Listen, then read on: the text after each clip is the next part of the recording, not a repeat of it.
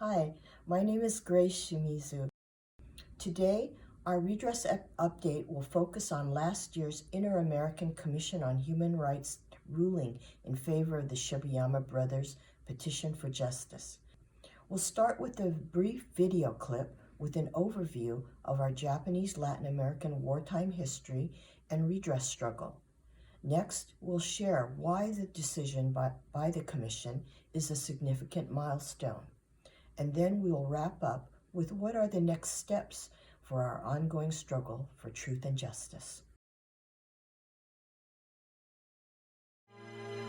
Art Shibayama was just 13 years old and living comfortably in Peru when he was forced out of the only home he had ever known.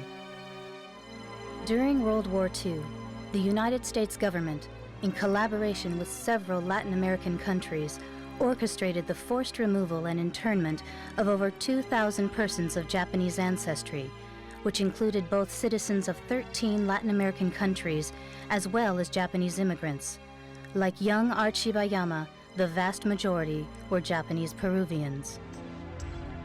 Shortly after the Japanese military attack on Pearl Harbor, community leaders were scapegoated and rounded up for detention throughout the Americas. In Peru, a blacklist had been generated. While not based on any real or credible evidence of Japanese subversive activity, the blacklist targeted businessmen, community leaders, and educators. In collaboration with Peruvian officials, the U.S. used the blacklist as the basis for rounding up hostages. These hostages were then to be traded for Americans held by Japan. Most of the Japanese Latin Americans were interned in a Department of Justice camp at Crystal City, Texas. But for Art and the other internees, their long ordeal did not end with the close of World War II. The remaining Japanese Latin Americans were told that they were illegal aliens and would be deported. And because the Latin American governments initially refused to allow these internees to return, over 1,000 were thus deported to war-devastated Japan.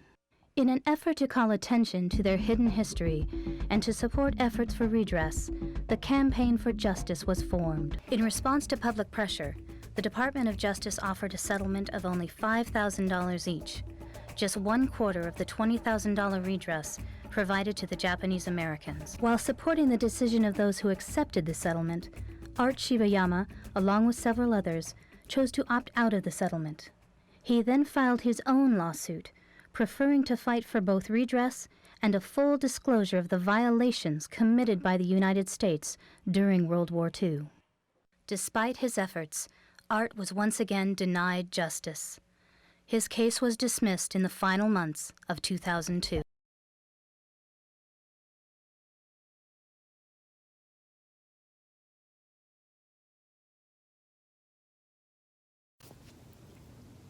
Hi, I'm Natsu Saito. I'm a law professor at Georgia State University in Atlanta.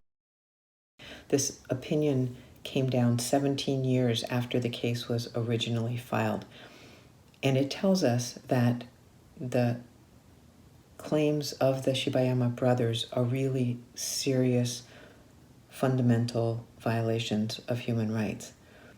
In this decision, the Inter-American Commission emphasizes that the principles of equality before the law, equal protection, and non-discrimination are among the most basic human rights, and that one of the objectives of the American Declaration was to assure in principle the equal protection of the law to nationals and aliens alike in respect to the rights set forth. The Commission also says states have an obligation to provide redress, or what we often call reparations, for wrongs that have occurred, even if they occurred a long time in the past. This is really a groundbreaking decision of the Inter-American Commission on Human Rights. It affirms the claims of Japanese Latin Americans who have struggled for justice for 75 years and reaffirms the obligations of the United States government to provide both access to information about and meaningful, quote, material and moral redress for long-standing violations of human rights. I'm Becky Shibayama, and I am the daughter of Art Shibayama.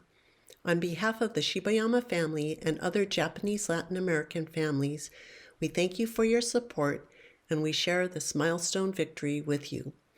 Unfortunately, this victory is bittersweet since the decision was not made during my father's lifetime. Needless to say, it is extremely aggravating and disappointing that the U.S. government still has not acknowledged nor provided proper reparations for the war crimes committed against our family and over 2,200 Japanese Latin Americans. We would also like to acknowledge the thousands of men, women, and children of German, Italian, Jewish, and Japanese ancestry from Latin America and the U.S., including U.S. citizens who were imprisoned and used in the hostage exchanges. Until there is proper redress and justice, these crimes against humanity are ongoing. The Shibayama family stands in solidarity with all groups and communities currently fighting racial oppression. Our hope is that the published ruling can help lead to no more government-orchestrated kidnappings, indefinite detention, family separation, forced deportations, and no more children in today's detention camps. While Japanese Americans were granted monetary redress with the passage of the Civil Liberties Act of 1988, the Shibayama brothers were denied access because they were neither citizens or permanent residents. And in fact, their status as illegal immigrants was created by the politics of war, the racist policies, and blatant indifference to their humanity. May we pledge our solidarity moving forward to their next steps on that path towards justice.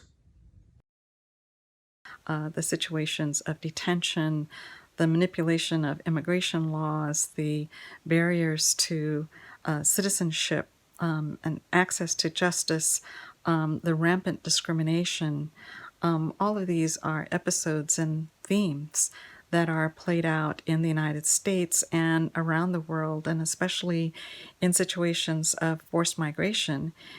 So there are a lot of lessons to be learned from this case, from the experience.